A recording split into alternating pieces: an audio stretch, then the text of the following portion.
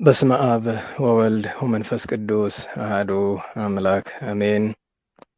ይትባረክ እግዚአብሔር አምላክ እስራኤል አምላክ አበዊነ ቅዱሳን ዘተሳሃለነ ወገብረ መድኃኒተ ለሕዝበ ዚአሁ ይቅር ያለን ለወገኖቹ ለምእመናን ሕይወትን መድኃኒትን ያደረገ የአባቶቻችን አምላክ ቸሩ እግዚአብሔር ቅዱስ ስሙ የተመሰገነ ይሁን።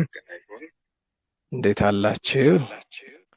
ከሁሉ የሚቀድመው አምላካችንን እግዚአብሔርን ማመስገን ነውና እንግዲህ ፈጣሪያችንን በማመስገን እንጀምራለን። ዛሬ የአምላካችን የመድኃኒታችን ኢየሱስ ክርስቶስ ወርሃዊ የስቅለቱ መታሰቢያ ዕለት ነውና ስለ መድኃኒታችን ስለ ኢየሱስ ክርስቶስ ስለ ስቅለቱ፣ ስለ ሕማሙ፣ ስለ ሞቱ ለመናገር አቅሙ አይኖረንም። ግን ደግሞ ጥቂት የቸርነቱን ነገር የእመቤታችን የርኅራኄዋን የረድኤቷን ነገር እግዚአብሔር እንደወደደ እንደፈቀደ መጠን በመጠኑ እንነጋገራለን ማለት ነው። እንግዲህ ለሁሉም ነገር እሱ ቸሩ መድኃኔዓለም በቸርነቱ ይርዳን። ዘወትር በምንማረው ትምህርት እንደምንነጋገረው አንድ ክርስቲያን ክርስትና ገብቶታል ከሚያስብሉት ነገሮች መካከል አንደኛውና ትልቁ ሞተ ወልደ እግዚአብሔር ምን እንደሆነ መረዳት ነው። የክርስቶስ የመድኃኒታችን የአምላካችንን ግፉን መከራውን መረዳት ነው። ትልቁ ነገር እሱ ነው። በክርስትና ውስጥ የክርስትና እምነታችን መሰረቱ ምስጢረ ሥላሴ፣ ምስጢረ ሥጋዌ፣ አምስቱ አዕማደ ምስጢር ናቸው። በተለይ አንድ ሰው የእግዚአብሔርን አንድነት ሶስትነት ካላመነ ክርስቲያን አይደለም። አንድ ሰው የጌታችን ኢየሱስ ክርስቶስን ሰው መሆን ካላመነ ክርስቲያን አይደለም። አንድ ሰው ጌታችን መድኃኒታችን ኢየሱስ ክርስቶስ ሥርዓተ ጥምቀትን፣ ምስጢረ ጥምቀትን እንደሰራ፣ ምስጢረ ቁርባንን እንደሰራ፣ ምስጢረ ትንሣኤ ሙታን እንዳለ እነዚህን አምስቱን አዕማደ ምስጢር ካላመነ ችግር ነው። ከነዚህ ሁሉ ደግሞ ዋናውና መሰረታዊው ነገር ምስጢረ ሥላሴና ምስጢረ ሥጋዌ ነው ብለናል። በምስጢራት ደረጃ ሁሉን ያካታሉ። ምክንያቱም ምስጢረ ጥምቀት፣ ምስጢረ ቁርባን፣ ምስጢረ ትንሣኤ ሙታን በእነዚህ ምክንያት እነዚህን ሁለቱን ይዘን የምንመጣባቸው ነገሮች ስለሆኑና ምስጢረ ሥላሴ ሀልዎት እግዚአብሔርን ማመን ነው። ሀልዎት እግዚአብሔርን ስናምን ደግሞ አንድነቱን ሶስትነቱን እግዚአብሔር ያደረባቸው ቅዱሳን አባቶቻችን የጻፏቸው ቅዱሳት መጻሕፍትን መሰረት አድርገን ማመን ነው።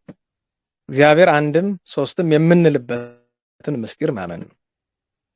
ከምስጢረ ሥላሴ ቀጥሎ የሚመጣው ምስጢረ ሥጋዌን ስናምን ከሶስቱ አካላት አንዱ አካል ወልደ እግዚአብሔር አካላዊ ቃል በኋለኛው ዘመን ከእመቤታችን ከቅድስት ድንግል ማርያም ሰው መሆኑን ማመን ነው። ሰው መሆኑን ስናምን ግን ጥንቃቄ ያስፈልገናል። ጌታችን ኢየሱስ ክርስቶስ ፍጹም አምላክ ነው፣ የባሕርይ አምላክ ነው፣ ፍጹም ሰው ነው። ፍጹም ሰው ነው ማለት ስጋችን ተዋሂዷል። ከእመቤታችን ከድንግል ማርያም ከስጋዋ ከተቀደሰ ስጋዋ ከስጋዋ ስጋን ከነፍሷ ነፍስን ነስቷል ነው። ያንንም ስጋ ነፍስ ወይም ከእመቤታችን የነሳውን ሰውነት ከመለኮቱ ጋር አዋሂዶታል። መጻሕፍት እንደሚነግሩን ምስጢረ ተዋሂዶን ማመን ነው። የአምላክ ሰው መሆን ማመን ማለት ምስጢረ ተዋሂዶን ማመን ነው። ታዲያ ብዙ ጊዜ መሰናከል የሚመጣው እዚህ ላይ ነው። ብዙ ሰዎች ደጋግሜ እንደምላችሁ ኢየሱስ ክርስቶስ መድኃኒታችን ስጋችን ስለተዋሃደ የሰውነትን ስራ ለመፈጸም አባ ጊዮርጊስ እንደሚለው ሰው ሆኗልና የሰውነትን ስራ ለመፈጸም ያደረጋቸውን ነገሮች እየጠቀሱ የባሕርይ አምላክነቱን የማይመጥኑ ነገሮችን መናገር ጥሩ አይደለም፣ ክህደትም ነው። አስፈላጊ ነገር አለ። ለምሳሌ ጌታችን ኢየሱስ ክርስቶስ መድኃኒታችን ፈጣሪያችን ነው፣ አምላካችን ነው። ከሱ በላይ ማንም አምላክ የለም። የባሕርይ አምላክ ነው። እግዚአብሔር አብ፣ እግዚአብሔር ወልድ፣ እግዚአብሔር መንፈስ ቅዱስ የባሕርይ አምላክ ነው። እግዚአብሔር ወልድ ከሶስቱ አካላት አንዱ አካል ነው። የሚያዘው የለም፣ የሚበልጠው የለም። ከእርሱ በላይ ማንም የለም። ከኢየሱስ ክርስቶስ በላይ ማንም የለም እና ስጋችን መዋሃዱ ተዋርዶ ነው ቢባል ተዋርዶ ነው ማለት ትሕትናውን መናገር እንጂ የባህሪ አምላክነቱን ለቋል ማለት አይደለም። ስለዚህ ጌታችን ተራበ ስንል እግዚአብሔርነቱን ሳንረሳ ተርቧል። ለምን? ስጋችን ስለተዋሃደ ተርቧል። ስጋችን ስለተዋሃደ ተጠምቷል። ከመትፈጽም ሁሉ ነገረ ትስብእት ያለው አባ ጊዮርጊስ ይሄንን ነው። ከመትፈጽም ሁሉ ነገረ ትስብእት በቃ የሰውነትን ስራ ተፈጽም ዘንድ ጌታችን ተርቧል። ለምን? ስጋችን ስለተዋሃደ ሰውነትን ስራ ይሰራ ዘንድ ተጠምቷል፣ አንቀላፍቷል፣ አልቅሷል፣ አዝኗል፣ ጸልዮአል። ከሁሉ በክፎች አይሁድ እጅ ተይዞ ተገፏል፣ ተገርፏል፣ 13 ሕማማትን ተቀብሏል፣ ተቸንክሮ ተሰቅሏል። ከሁሉ በላይ ደግሞ የሰውነትን ስራ ይፈጽም ዘንድ ለኛም ሞትን ያጠፋልን ዘንድ ጌታችን ሞቷል፣ ተቀብሯል። በሶስተኛውም ቀን ሞትን በስልጣኑ ድል አድርጎ ወተንሳይኩ በስልጣነ ባሕቲት እንዲል መጽሐፍ ሞትን ድል አድርጎ ተነስቷል። እዚህ ላይ አሁን ማስተዋል ያለብን ነገር እያንዳንዷን ነገር ስንናገር በፍርሃት መሆን አለበት። አንድ ሰው ዝም ብሎ ከመሬት ተነስቶ ወልደ እግዚአብሔር ተራበ ሲል መፍራት መንቀጥቀጥ አለበት። አዎ ተርቧል፣ ግን ፈርተን ተንቀጥቀጠን እግዚአብሔርነቱን አምነን ነው ማድረግ ያለብን። ተራበ ስንል እንደ ማንኛውም ተራ ሰው ወይ እንደ ጻድቃን፣ እንደ ሰማዕታት፣ እንደ ነቢያት፣ እንደ ሐዋርያት አይደለም። ተራበ ስንል እግዚአብሔርነቱን ሳንረሳ። አዎ ተርቧል። ለምን? ስጋችን ስለተዋሃደ። ለምን ተጠማ? ስጋችን ስለተዋሃደ። እግረ መንገዱን ለኛ ለበደላችን ሊክስልን ደግሞም መዳንን ይሰጠን ዘንድ በእያንዳንዱ ጥፋታችን ጌታ ቅጣቱን ተቀብሏል። እና ትልቁ መሳት የሌለብን ነገር አንድ ሰው ክርስቲያን የሚባል የጌታ ሕማማት ሲገባው ነው፣ ክርስቶስ ሕማማት ሲገባው ነው እያለ ዘወትር የምንናገርበት ምክንያት፣ አባቶቻችን የሚናገሩበት ምክንያት ምንድን ነው? የጌታን ሕማም ስትናገር ተገረፈ፣ ተገፈፈ፣ ተቸነከረ፣ ሞተ ብለህ ስትል እንዳትረሳው እግዚአብሔር መሆኑን። ለዛ ነው እነ ቅዱስ ዮሐንስ አፈወርቅም እነ ቅዱስ ባስልዮስም ሰለስቱ ምዕትም ሌሎችም ቅዱሳን አባቶቻችን ሕማሙን ሞቱን ሲናገሩ እየደነቃቸው እግረ መንገዱንም እየጨነቃቸው። አምላክ ሞተ ማለት ያስጨንቃል። በተዋህዶ ስጋ ቢሆንም ያስጨንቃል። ማሰቡ ራሱ ያስጨንቃል፣ ይከብዳል። ለዛ ነው ቅዱስ ዲዮስቆሮስ በቅዳሴው ሞተ ዘኢይመውት የዘላለም ሕያው አምላክ የማይሞተው እርሱ ሞተ። ሞተ ከመ ያሕዮሙ ለምውታን ሙታንን ያድናቸው ዘንድ እርሱ ሞተ። ሞት የማይገባው ሞት የማይስማማው በከመ አሰፈዎሙ ለአበው በቃለ ኪዳን በብሉይ ኪዳን ለነበሩ አባቶቻችን ተስፋ ቃል ኪዳን እንደነገራቸው እርሱ ሞት የማይገባው አምላክ ሞት እና እንደዚህም ብሎ ከመሬት ተነስቶ ጌታችን በላ፣ ጠጣ፣ ተኛ፣ ተነሳ፣ አዘን፣ አለቀሰ የሚሉ ቃላትን ስንናገር በፍጹም አንክሮ መሆን አለበት። በመፍራት በመንቀጥቀጥ የጌታን ሕማም የጌታን ሰው መሆን የምንናገረው በመፍራት በመንቀጥቀጥ ነው። ለምን? እርሱ እግዚአብሔር ነው። ለዛ ነው ብዙ ጊዜ የስቅለቱ ነገር ሲነሳ ድሮ መናፍቃኑ ነበሩ። አሁን ደግሞ ከኛ ቤት ያሉ ሰባኪዎችን ጨምሮ ጌታችን ኢየሱስ ክርስቶስን እስከ መስቀል ድረስ ያማልድ ነበር፣ እስከ ስቅለቱ ድረስ ያማልድ ነበር የሚል እንግዳ ትምህርት ጌታችን መድኃኒታችን ኢየሱስ ክርስቶስ ሰው የሆነበትን እንደ ሰው ስርዓት የኖረበትን የተሰቀለበትን የሞተበትን ምክንያት ማወቅ ይገባል። ጌታ ሊያማልደን አይደለም ይመጣ። በነገራችን ላይ እንድታውቁት በክርስትና የክርስትና መሰረቱ ኢየሱስ ክርስቶስ እግዚአብሔር ነው። ስጋችን ተዋህዷል፣ ግን አሁንም እግዚአብሔር ነው።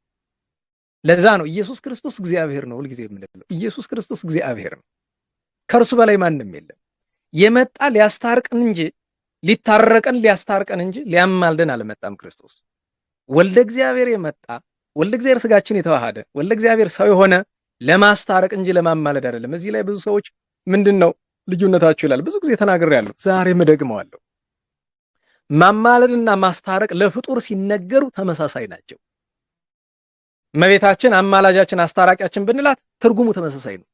ቅዱሳንን አማላጅ አስታራቂ ብንላቸው ትርጉሙ ተመሳሳይ ነው። ለክርስቶስ ሲቀጠል ግን አማላጅና አስታራቂ የተለያዩ ነገሮች ናቸው። ማማለድ ለማኝነት ነው። ማለትም ሰጪን ይፈልጋል። እሱ አቅም የሌለው መሆን አለበት። አንተ ራሱ መስጠት የሚችለው ነገር ከሌላ ሰው ሄዶ አይለምንም አይደል? ማማለድ መለመን ነው ብለናል። ጌታችን ጸለየ የሚል አለ። እሱ የስጋን ስራ ይፈጽም ዘንድ ነው።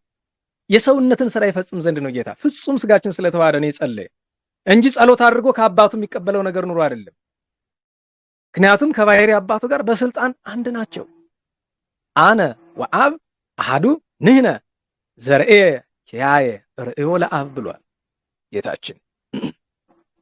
ከባሕርይ አባቱ ከአብ ከባሕርይ ሕይወቱ ከመንፈስ ቅዱስ በስልጣን ትክክል ነው። ከነሱ የሚለምነው ነገር የለውም።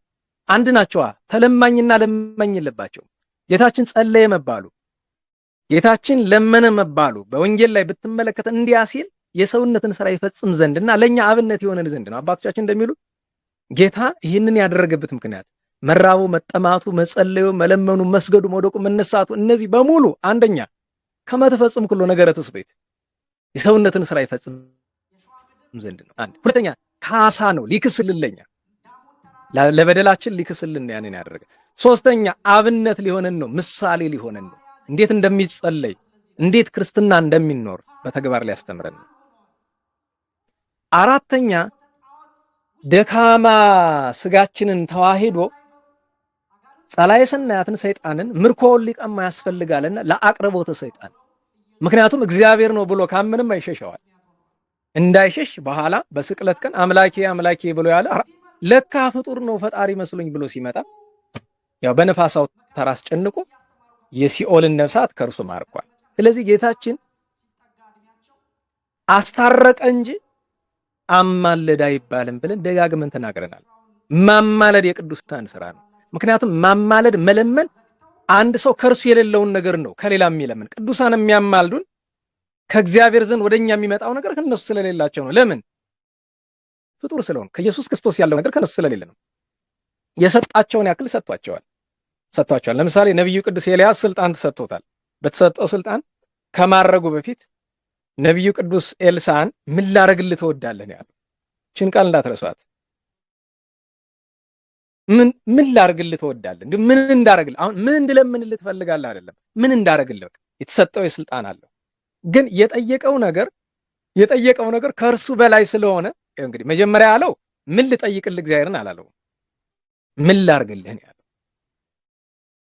ነብዩ ቅዱስ ኤልሳዕ ግን ያ በአንተ ያደረ መንፈስ ቅዱስ በእኔ ላይ እጽፍ ይሁን ብሎ ሲናገር ምንድን ያለው? እጹበ ሰአልከኒ፣ አይ ድንቅ ነገር ለምነሃል።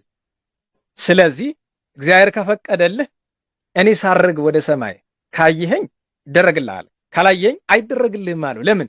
ከስልጣኑ በላይ የሆነ ነገር ነው። በስልጣኑ ልክ ነው እሱ ምን ላረግልህ አለው። እና ቅዱሳን የስልጣን አላቸው፣ የተሰጣቸው የስልጣን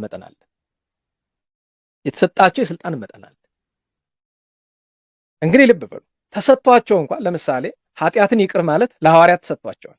እግዚአብሔር ይፍታህ ይላሉ። ይኸውን ስልጣኑ ተሰጥቷቸዋል።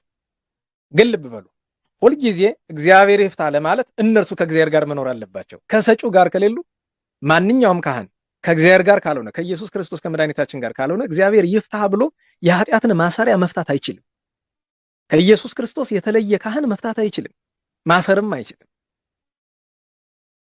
ለምን? ያለሱ እነሱ ምንም ናቸው፣ አቅም የላቸውም ማለት እግዚአብሔር የሰጣቸው አቅም አለ፣ ስልጣን አለ። ያለ ኢየሱስ ክርስቶስ ግን አይሆን። ለምን? የነሱ የበላይ አለባቸው። ምክንያቱም ወደ በላያቸው ነው የሚያማልዱን፣ ወደ በላይ ነው። እመቤታችን የምታማልድ ወደ ፈጣሪዋ ነው፣ ወደ ልጇ ወደ ፈጣሪዋ ነው። ቅዱሳን የሚያማልዱ ወደ አምላካቸው ወደ ፈጣሪያቸው ነው። ኢየሱስ ክርስቶስ ወደ ማን ነው የሚያማልደው? ወደ ባሕርይ አባቱ ወደ አብ እንዳትልህ ከባሕርይ አባቱ ከአብ ጋር በስልጣን ትክክል ነው። ለዚያ ነው ጌታችንን አማለደ በማለት ፈንታ አስታረቅም። ለምን? ማስታረቅ ከራስም ጋር ስለሆነ ማለት ነው። ማስታረቅ ግድ የበታችነትን አይጠይቅም። ደጋግመን የምናነሳው ምሳሌ አለን አይደለ? ማስታረቅ የበታችነት። አንድ ሰው ለምሳሌ አንድ ንጉስ ከባሮቹ አንዱ አስቀየመው። ያንን ባሪያውን ይቅርታ ይጠይቀኛል ብሎ ቢጠብቀው ይቅርታ የማይጠይቀው ሆነ። ስለዚህ ይሄ ባሪያ ይሄ አገልጋይ አጥፍቷል። እሱ ደግሞ ከዛሬ ነገ አርሞ መጥቶ ይታረቃል ብዬ ብጠብቅ አልመጣ አለ። እኔ ወርጄ ሄጄ ልታረቀው እንጂልና ንጉሱ ወደ ባሪያው ወርዶ በል እንዲህ በድለኝ ነበረ፣ ልትክሰኝ ይገባ ነበር፣ ነገር ግን እኔ ክሼልሃለሁ ታርቄሃለሁ ብሎ ይታረቀዋል። ተዋርዶ ወደሱ ወርዶ ታረቀዋል። የጌታ ስራ እንደሱ ነው። ምሳሌው አይመጥንም። በአንድ ባለጠጋ በአንድ ንጉስ ጌታን መመሰል አይመጥንም። ለጌታ ለፈጣሪያችን አይመጥንም። እና ዛሬ ጌታችንን ስቅለት ስናስብ ጌታችን መድኃኒታችን ኢየሱስ ክርስቶስ ታመመ ማለትም ሕማም ተቀበለ፣ ሞተ፣ ተቀበረ ብለን ስንል ጸለየ ብለን ስንል የሰውነትን ስራ ይፈጽም ዘንድ ነው እንጂ ከባሕርይ አምላክነቱ ጎሎ ከእግዚአብሔርነቱ ጎሎ አይደለም። ይህን ማስተዋል አለብን። ምክንያቱም ፕሮቴስታንቶቹን ለማቅረብ ተብሎ እስከ መስቀል ድረስ አማልዷል። ከዛ በኋላስ አሁን ደግሞ አንዳንድ ሰባኪ ምን እያመጣ ነው? አይ በላይ ሆኖም እንደ ጠበቃ ይከራከርልናል የሚል ደግሞ አንድ ሰባኪ ሰማሁ። ማን እንዳለ የሰማችሁ ሰዎች ታውቁታላችሁ። እንዲሁ አለ የምትሉት ሰባኪ አሁንም በሰማይ ሆኖ ያማልዳል፣ አሁንም በሰማይ ሆኖ እንደ ጠበቃ ይከራከርልናል፣ ለኛ ማር እያለ ይከራከርልናል ብሎ እንዲሁ አለ የምትሉት ሰው፣ በዚህ ዘመን የሃይማኖት ጠበቃ ብላችሁ የምትሉት ሰው ያንን አለ ሲል ሰማሁኝ። አዘንኩ። ምን እላለሁ? ያው ሐቁን ስንናገር ትርፉ ስድብ ነው። እንግዲህ ሁሉንም በፍርድ ቀን እግዚአብሔር ይገልጠዋል ሐቁንም እና ለሁሉም ዛሬ ጌታችን ተሰቀለ ብለን መድኃኒታችን የፈጣሪያችን ስቅለት ስናስብ ይሄን ታሳቢ እንድናደርግ አደራ ለማለት ነው። እግዚአብሔር አምላካችን ከበረከቱ መስቀሉ ይክፈለን፣ ከስቅለቱ በረከት በቸርነቱ ያሳትፈን፣ በቸርነቱ ያሳትፈን። እንግዲህ በቀሪው ሰዓት በዚህ ዕለት ያከበርናቸውን 5 በዓላት ጥቂት መታሰቢያቸውን እናድርግ፣ ክብራቸውን እንናገር የቅዱሳን አባቶቻችን። ከነሱ አስቀድመው ግን የእመቤታችን የድንግል ማርያምን የፍቅሯን የክብሯን ነገር ጥቂት እናውሳ። ዝትነ ማርያም ጌታችንን በዓሉን ስናከብር ተሰቀለ እንላለን። እንዴት? በስጋ ማርያም ከእመቤታችን በተዋህዶ ስጋ ጌታችን ያው ሁሉ ነገር ቢነገርለት ለኛ ብሎ ያደረገው ተራበ። እንዴት? በስጋ ማርያም የእመቤታችን ስጋ ተዋህዶ ከእመቤታችን በተዋህዶ ስጋ የተራበም የተጠማም ያዘነም የጸለየም የተገረፈም ሎቱ ስብሐት ርኩስ ምራቅ የተተፋበትም እኛን ለማዳን ከእመቤታችን ከንጽሕት ቅድስት ድንግል በክሌ ወላዲተ አምላክ ከእርሷ በነሳው ስጋ ነው። ለዚያ ነው ሰለስቱ ምዕት 10 ወሰመንት ወርቱዓን ሃይማኖት ቅዱሳን አባቶቻችን በቅዳሴያቸው ተዘከር ስጋ እንተነሳይከ እምቅድስት ድንግል፣ ከቅድስት ድንግል ማርያም የነሳኸውን ስጋ አስብ። እንቲአነ ስጋ፣ ያ ስጋ የኛ እመቤታችን ዘመዳችን ስለሆነች የኛ ስጋ ነው። አኮም ሰማይ ዘአውረድከ፣ ከሰማይ ስጋን ይዘህ የመጣ አይደለም። ተዘከር ስጋ እንተነሳይከ እምቅድስት ድንግል ከመውእቱ ስጋ ዘቆመ ቅድመ ጲላጦስ፣ በጲላጦስ ፊት የቆምክ ተዋህደህ ስጋችን ተዋህደ በጲላጦስ የቆምክ ያን ስጋ የነሳው ከድንግል ነውና ከድንግል የነሳውን ስጋ አስብ። ተዘከረ ስጋ እንተነሳይከ እምቅድስት ድንግል ከመውእቱ ስጋ ዝጋታ ተመዋቀይ ዘጾረ፣ ተዘከረ ስጋ እንተነሳይከ እምቅድስት ድንግል ከመውእቱ ስጋ ዘሐመ ወሞተ ወተቀብረ። እንዲህ እያሉ ቅዱሳን ሰለስቱ ምዕት ጌታን ይለምኑታል እና ከእመቤታችን በነሳው ስጋ ነው ያዳነን። ስለዚህ ነገር እመቤታችንን እናታችን እንላታለን፣ እመቤታችን እንላታለን። ንግስታችን ናት። በሰማይ በምድር ያለች የፍጥረት ሁሉ እመቤት ናት። ከአንዱ ከእግዚአብሔር አብ ወልድ መንፈስ ቅዱስ በቀር የሚበልጣት ማንም የለም። ከፍጥረት ወገን ለሷ አቻ ሆኖ የሚነገርለት ማንም የለም። የክብሯን ሩብ የሚያክል ማንም የለም። ድንግል ማርያም ናት። አቻ የላትም። ከፍጥረት ወገን አቻ የላትም። እግዝእትነ ማርያም ወላዲተ አምላክ ስለሆነች የእግዚአብሔር እናት ናት። የእግዚአብሔር አምላካችን እናት ናት። አያችን ናት። መድኃኒታችን ናት። ደጋግሜ እናገራለሁ። እግዝእትነ ማርያም መድኃኒታችን ናት። ዓለም የዳነ በእመቤታችን አማላጅነትም ጭምር። ይህንን የሚቃወሙ ሰዎች አሉ። ጌታ ዓለም የዳነ በክርስቶስ ነው። አዎ በእመቤታችንም ነው፣ በሐዋርያትም ጭምር። መዳናችን ውስጥ ሱታፊያቸው መዘንጋት የለበትም። እመቤታችን ድንግል ማርያም መድኃኒት ናት። ግን የክርስቶስ መድኃኒትነት የሚተካ መድኃኒትነት አይደለም። የክርስቶስ መድኃኒትነት የመድኃኒታችን ኢየሱስ ክርስቶስ መድኃኒትነት በማንኛውም ነገር አይተካም። የትኛውም የፍጡር መድኃኒትነት አይተካው። ግን የክርስቶስ መድኃኒትነት አይተካም ማለት እመቤታችን መድኃኒት አይደለችም አይደለም። መድኃኒት ናት። መድኃኒያችን ናት እመቤታችን። ምክንያተ ድህነት ናት ብቻ ሳይሆን መድኃኒትም ናት። ብኪ ድህነ ዓለም ነው የሚለው ቅዱስ ያሬድ አይደለም። ባንቺ ዓለም ዳነ፣ ባንቺ ነው የሚለው። አዎ ብኪ ድህነ ዓለም እመቤታችን መድኃኒታችን ናት። የክርስቶስ መድኃኒትነት ሌላ ነው። የእመቤታችን መድኃኒትነት ሌላ ነው። የቅዱሳን መድኃኒትነት ሌላ ነው። ሁሉም ግን እንደየተሰጣቸው መድኃኒት ናቸው። መስቀል መድኃኒት ነው። ለዚያ ነው አይደለም መስቀል ኃይልነ፣ መስቀል ጽንዕነ፣ መስቀል ቤዛነ፣ መስቀል መድኃኒተ ነፍስን አይደለም እንለው። መስቀል የነፍሳችን መዳኛ ነው።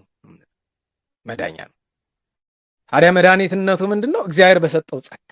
መስቀል ክርስቶስ መድኃኒታችን በመስቀል እንድንድን አድርጎናል። በእመቤታችን እንድንድን አድርጎናል። መዳኛ አድርጎ ሰጥቶናል። አያችሁ፣ ቅዱሳንን አማልክት ይላቸዋል አይደለም? በመጽሐፍ አማልክት ተብሏል። በጸጋ ሁልጊዜ እንደምንለው የክርስቶስ መድኃኒትነት የባህሪ ነው። የክርስቶስ አዳኝነት የባህሪ ነው። ምንም አይነት ነገር የማይተካው፣ ምንም አይነት ፍጡራዊ ነገር የማይተካው ነው። ታዲያ የእመቤታችን መድኃኒትነት አዳኝነት የጸጋ ነው፣ በጸጋ ነው። እና እግዝእትነ ማርያም ወላዲተ አምላክ ጣዕሟ ረድኤቷ በረከቷ ይደርብን። እመቤታችን አለማክበር ትልቅ በደል ነው። በዚህ ዘመን ብዙ ሰው ተራቀቅኩ እያለ ከተለያየ ቦታ የእንግሊዝኛ ጽሑፍ ሲቃረምና ሲለቃቀም እየዋለ በዚህ ዘመን በቤተክርስቲያን አውደ ምሕረት በአብዛኛው በተለይ በወጣት ሰባክያን በጉባኤ መምህራን ካልሆነ በቀር ይሄ መንፈሳዊ ኮሌጅ ተምሬያለሁ የሚለው ይሄ ዘመናዊ መጽሐፍ ቅዱስ አንብቦ የሚሰብከው ጠቅላላ ይሄ ኢንተርኔት ውስጥ እየገባ ይሄ እንግሊዝኛ መጽሐፍ እያነበበ ከዛ እየቃረመ ይኸውላችሁ የኢትዮጵያ ኦርቶዶክስ ተዋሕዶ ቤተክርስቲያን በመሰረተ እምነት ላይ በዚህ ዘመን ከማንም የምትዋሰው ነገር የላትም። አስፈላጊ ነገሯን ከነ ንግሥተ ሳባ ከቀዳማዊ ምኒልክ ጀምሮ እስከ መካከለኛው ዘመን ድረስ አስፈላጊ የሚባሉ መጻሕፍትን አጥርታ በሊቆቿ አመጣለች። ከሚበቃት በላይ በገዛ ሊቆቿም የተደረሱ ብዙ መጻሕፍት አሏት። ከውጭ ደግሞ ከደጋግ ቅድስና ካላቸው ከተመሰክርላቸው ሊቃውንት መጻሕፍትን አመጣለች። አዎ በዚያ ሁሉ ቤተክርስቲያናችን ጥንቅቀለች ናት። ይሄ ጎላታል የምትባል አይደለችም። በነገራችን ላይ የኢትዮጵያ ኦርቶዶክስ ተዋሕዶ ቤተክርስቲያን ጎሏት ከማንም የምትዋሰው ነገር የላት። ሁሉ ነገር አላት። በጊዜው አባቶቻችን ሁሉን ነገር ቤተክርስቲያንን አንድ ጊዜ መድኃኒታችን ኢየሱስ ክርስቶስ ቀድሷት አርጓል። በመጻሕፍትና ባስተምህሮ አንድ ጊዜ ሐዋርያት የሰሩት ነው። በነገራችን ላይ ሐዋርያት ጌታ ከሰራው ሐዋርያት ካስተማሩት ላይ ሊቃውንት የጨመሩት የላቸውም፣ አብራሩት። አሁን 300 150 ሊቃውንትም 200 ሊቃውንትም እነ ቅዱስ ዮሐንስ አፈወርቅም እነ ቅዱስ ባስልዮስም እነ ቅዱስ ቄርሎስም የሐዋርያትን ትምህርት የጌታን ትምህርት አብራሩት እንጂ አዲስ እንግዳ ትምህርት ያመጣ የለም። ቤተክርስቲያናችን ከማንም እንግዳ ትምህርት አትቀበልም። የተቀበለችው ማብራሪያ ነው። በዚህ ዘመን ታዲያ ለምን አትቀበልም ካልከኝ ከማንም ትቀበል። አፈወርቅ እያለ ከአፈወርቅ ተቀበለች። ባስልዮስ እያለ ከባስልዮስ ተቀበለች። ቄርሎስ እያለ ከቄርሎስ ተቀበለች። አይደለም ከአትናቴዎስ እያለ ከአትናቴዎስ ተቀበለች። ጎርጎርዮስ እያለ ከጎርጎርዮስ። ዛሬ ከማንም ትቀበል? የነሱን ትምህርት በእንግሊዘኛ እናመጣለን። አንፈልገውም። በእንግሊዘኛ የሚመጣው የአፈወርቅም የባስልዮስንም አንፈልገው። በእንግሊዘኛ በዚህ ዘመን የሚተረጎመውን አንፈልገው። ከምን እንዳመጣችሁ ምን እናውቃለን? አባቶቻችን ሄደው በመንፈስ ቅዱስ ተመርተው በትክክል የቅዱስ ዮሐንስ አፈወርቅ የሆነውን አመጣዋል። የቅዱስ ባስልዮስ የሆነውን አመጣዋል። ዛሬ ከየትም እንግሊዘኛ የምትቃርመውን እኔ የቅዱስ ባስልዮስ መሆኑን በምን አውቃለሁ? የቅዱስ ዮሐንስ አፈወርቅ መሆኑን በምን አውቃለሁ? አንተ ከተለያየ እንግሊዘኛ እየቃረምክ የምታመጣው። ለዛ እኮ ነው በዚህ ዘመን አይታችሁት ከሆነ ሁሉ እንደፈለገ ነው በመድረኩ የሚያስተምር። ስለእመቤታችን ላቲስባት እንዲህ የኢትዮጵያ ኦርቶዶክስ ተዋሕዶ ቤተክርስቲያን ከተመሰረተች አንስቶ እመቤታችን ጥንተ አብሶ አለባት ብሎ ያስተማረ የቤተክርስቲያን ቅዱስ ሊቅ ታውቃላችሁ አለ። ዛሬ ይሄ ሲባል ብዙ ሰው በየመድረኩ ይሄንን የሚል ለምንድን ነው? ይሄ ሲባል ስማ እንደነግጥ ለምንድን ነው? ሁሉ የየራሱን አስተምሮ የሚያመጣ ክርስቶስ ኢየሱስ ሎቱ ስብሐት እስከ መስቀል አማላጅ ነበር የሚል እስኪ ቤተክርስቲያንን ትምህርት አምጡልኝ።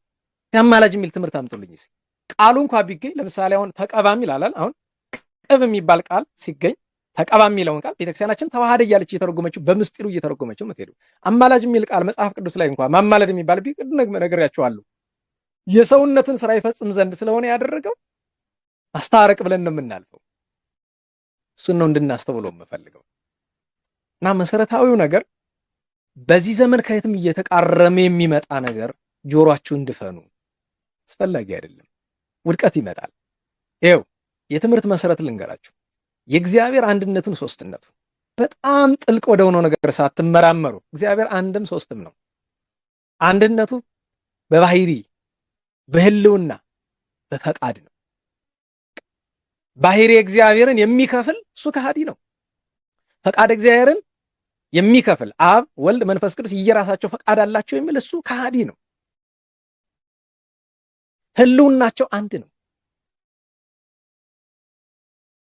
እንግዲህ አብ በወልድ በመንፈስ ቅዱስ ህልው ነው። ወልድ በአብ በመንፈስ ቅዱስ ህልው ነው። መንፈስ ቅዱስ በአብ በወልድ ህልው ነው።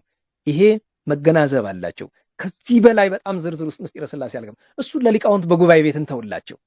ሀተታውና ምርምሩን ለጉባኤ ቤት እንተው። በዚህ አደባባይ ላይ ምስጢረ ሥላሴ ከዚህ በላይ አይነገርም። ችሎታውም የለንም፣ አቅሙም አይገኝም።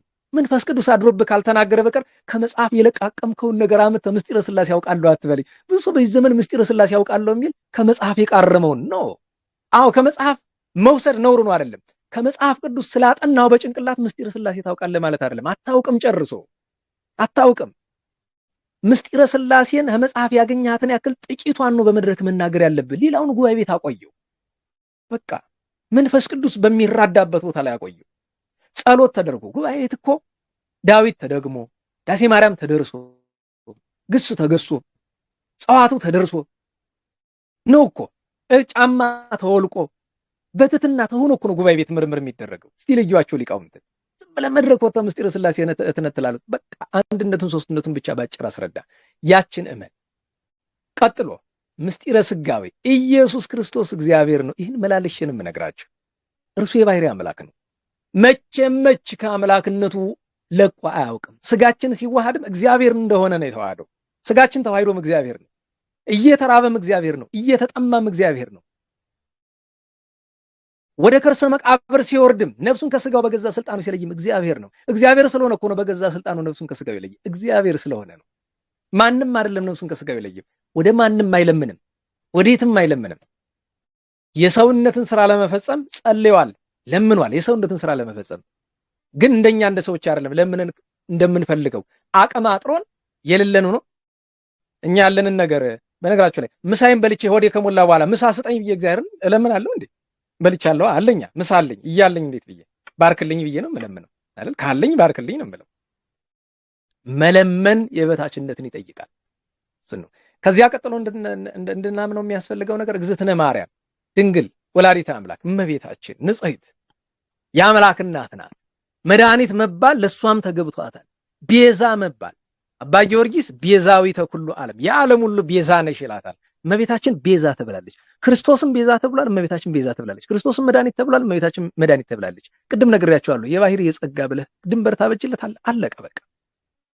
ስለዚህ በእመቤታችን ላይ የሚነገሩ በእመቤታችን ላይ ቤተክርስቲያናችን በምታምናቸው ነገሮች ከምስራቁም ከግብፅም ከካቶሊክም እየቃረሙ እያመጡ የሚደፉ ሰዎችን ወቁባቸው ብዬ ነው። ይሄው ነው እንግዲህ የእመቤታችን ጣዕማ በረከቷ አይደርብን። ሌላ የመጨረሻ ደግሞ እንድናውቀው የሚያስፈልገው ነገር የቅዱሳንን ክብር። አንዳንድ ሰዎች አሉ ነገ ከነገ ወዲያ ቀኑ ሲደርስ በአደባባይ ስም እየጠራን እንነጋገራለን። ለጊዜው ስም ማንጠራበት ምክንያት አለን። የአንዳንዱን ሰው ስም ማንጠራበት ምክንያት አለን። ቅዱሳንን በማቃለል የሚታወቁ ሰዎች አሉ። እናንተ የቤተክርስቲያኗ አለኝታ ብላችሁ የምታስቧቸው ሰዎች ነገር ግን ቅዱሳንን በማቃለል የሚታወቁ አሉ። በተለይ ለኢትዮጵያውያን ቅዱሳን ንቀት ያላቸው ሰዎች አስቡት። የኢትዮጵያውያን ቅዱሳን ከውጭ ሀገር ቅዱሳን ያንሳሉ ብሎ የሚያስቡ ሰዎች አሉ። ስም ጠርተን እንነጋገራለን እግዚአብሔር ፈቅዶ አንድ ቀን ይህንን የሚሉ እነማን እንደሆኑ አሉ የምትሏቸው ሰዎች በቃ በዚህ ዘመን እንደ ታቦት የምታዩዋቸው ሰዎች ጣዖት ያደረጓቸው ሰዎች አሉ። እንደ ታቦት እናንተ የምታዩዋቸው ነው። እኔ ግን ጣዖት እንዳደረጋቸዋቸው የሚሰማኝ ሰዎች አሉ። ጣዖት ያደረጋቸዋቸው ቅዱሳንን የሚንቁ ገድላትን የሚያንቋሽሹ። የፈለከውን ብትል ልትሳደብ ትችላለህ። ምንም ጭንቅ የለውም። መሳደብ መብት ነው። መሳደብ መሰረታዊው ነገር ግን እየተሳደብክ ያለው የእግዚአብሔርን እውነት እንደሆነ በቃ። አዎ እኔ ለማንም ሰው የጌታዬ የኢየሱስ ክርስቶስን እግዚአብሔርነቱን አምላክነቱን የሚጋፋ ሰው ፍጹም ተዋህዶውን እናምናለን። ነገር ግን እግዚአብሔርነቱን የሚጋፋ ሰው በሙሉ ጠላቴ ነው። የቤተክርስቲያን ጠላት ነው። እግዝእትነ ማርያምን የሚጋፋ ሁሉ ጠላት ነው። ቅዱሳንን የሚንቅ ሁሉ ጠላት ነው። አዎ ቅዱሳንን የሚንቅ ሁሉ ጠላት ነው። የቤተክርስቲያን አዎ እሱ እንድታስቡ ፈልጋለሁ። እግዚአብሔር የቅዱሳንን በረከት ያሳድርብን። እንግዲህ ወደ ዋናው ጉዳያችን እንምጣ እና የዕለቱን በዓላት ጥቂት ነገሮችን እንደ እግዚአብሔር ፈቃድ እናንሳ። ዛሬ እንግዲህ የመላእክት አለቃ ቅዱስ ሱሪያል ዓመታዊ የሲመት በዓሉ ነው። ከነቢያት ሁሉ ደገኛው ነቢይ ከአስሩ አባቶች አንዱ ቅዱስ ሄኖክ ዕርገቱ ነው። ሐዋርያው ቅዱስ ጢሞቴዎስ፣ ሰማዕቱ ታላቁ አባ ቢፋሞን እና ሰማዕቱ ቅዱስ አባ ሰራብዮን እነዚህ አምስቱ ዓመታዊ በዓላቸው ነው ዛሬ። በግብረ ሐዋርያት ምዕራፍ 12 ላይ አንድ ኃይለ ቃል ታያላችሁ። ዘበጦ መልአከ እግዚአብሔር የሚል የእግዚአብሔር መልአክ መታው ወይም ቀሰፈው የሚል ቃል ታያላችሁ። ከዚህ በፊት ተነጋግረናል። ዘበጦ መልአከ እግዚአብሔር እና ይሄን ቃል ሳስበው ለጊዜ ይገርመኛል። ሄሮድስን የእግዚአብሔር መልአክ ቀጣው ይላል፣ መታው፣ አቆሰለው፣ እንዲተላ እንዲገማ አደረገው፣ ገደለው ይላል። የእግዚአብሔር መላእክት ርኅሩሃን ናቸው። የእግዚአብሔር መላእክት ንጹሃን ናቸው። የእግዚአብሔር መላእክት ቅዱሳን ናቸው። የእግዚአብሔር መላእክት ተመሰገኑ ናቸው። 99 ነገደ መላእክት። ነገር ግን እግዚአብሔር ምሕረት ሲሰጥ የምሕረት መላእክት ናቸው። እምቢ ስንል እግዚአብሔር ሲቀጣ ደግሞ የመዓት መላእክት ናቸው። ለዚያ ነው ዘበጦ መልአከ እግዚአብሔር። እዚያው ምዕራፍ 12 ላይ ያንን ትመለከታላችሁ። ያዕቆብን ገደለው ይላቸዋል። ጴጥሮስን አሰረው ይላቸዋል። ቅዱስ ያዕቆብ ተገደለ፣ ቅዱስ ጴጥሮስ ታሰረ። በዚያ ጊዜ ይህንን ያስደረገ ሄሮድስን ለምን? እግዚአብሔርን አላከበረምና፣ ጌታችን ኢየሱስ ክርስቶስን አላከበረምና ዘበጦ መልአከ እግዚአብሔር ቀሰፈው፣ መታው፣ ቀጣው ይላል። አጭር ሀተታ ብቻ እንውሰድ።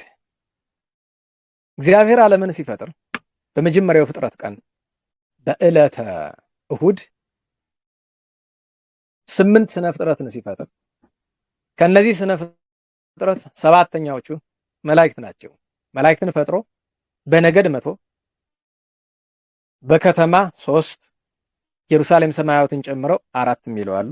ይቅርታ፣ በሰማይ 3 4 የሚለው አሉ። ኢየሩሳሌም ሰማያዊትን ጨምረው በከተማ 10 አድርጓቸዋል። በ10 ከተማ በ100 ነገድ በ100 አለቃ በ10 ያለቃ አለቃ አሰማርቷቸዋል። ጌታ የ100 አለቃ በአጠቃላዩ የመጀመሪያው ሳጥናኤል ነበረ። በኋላ ቅዱስ ሚካኤል ተሾሟል። 100 አለቆች ስም ዝርዝራቸውን አናውቀውም፣ ጥቂቶችን ነው የምናውቃቸው። 100 ነገድ በሙሉ እየራሱ አለቃ ነው። ይሄ እንድታውቁ ያስፈልጋል። 100 ነገደ መላእክት ሰራዊተ መላእክት በሙሉ 100 እያንዳንዱ ነገድ የነገድ አለቃ አለ። አንደኛ። ሁለተኛ የ10 ቤት አለቃ አለ። እነዚህ ናቸው ዋናው 10 ሊቃነ መላእክት የሚባሉ እነዚህ 10ሩ ናቸው። 10ኛው ስለወጣ 9ኙ ሊቃናት ይባላሉ። 9ኙ ሊቃናት የሚባሉት ቅዱስ ሚካኤል፣ ቅዱስ ገብርኤል፣ ቅዱስ ሩፋኤል፣ ቅዱስ ሱሪያል፣ ቅዱስ ሰዳካኤል፣ ቅዱስ ሰላታኤል፣ ቅዱስ አናንኤል፣ ቅዱስ ሱራፊና ቅዱስ ኪሩብ ናቸው። እነዚህ ናቸው 9ኙ የሚባሉ። 10ኛው ያው ሳጥናኤል የነበረ እሱ ወጥቷል። እነዚህን ለእግዚአብሔር ባላቸው ቅርበት ከሆነ ነገደ ኪሩቤል አሉ፣ ኪሩብ አለ። ነገደ ሱራፌል አሉ፣ ሱራፌ አለ።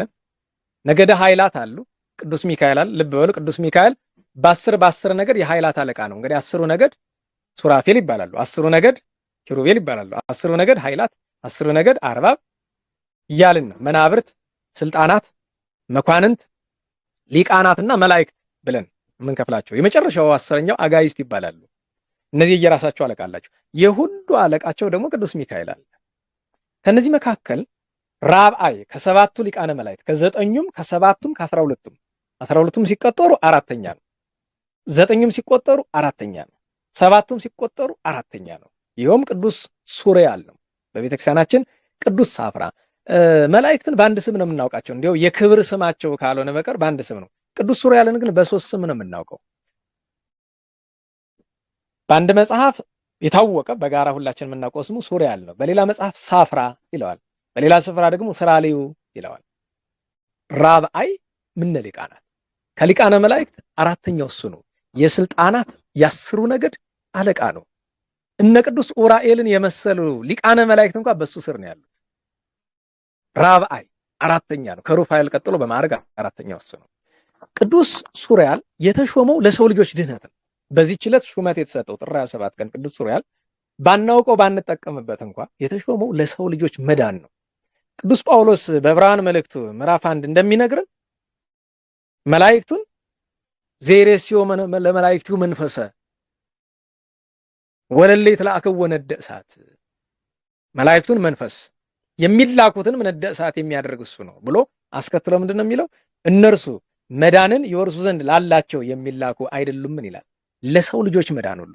ይሄ ነገር መቼ ነው የተገለጠ ብትሉ የቅዱስ ሱሪያል ጣዕመ ዜና መነገር ያለበት በአባታችን በኖህ ታሪክ ውስጥ ነው እያለ ግን 99.9 ሰባኪ የሆነን ሰዎች የአባታችንን ኖህን ታሪክ ስንተርክ ቅዱስ ሱሪያልን እንዘለዋለን።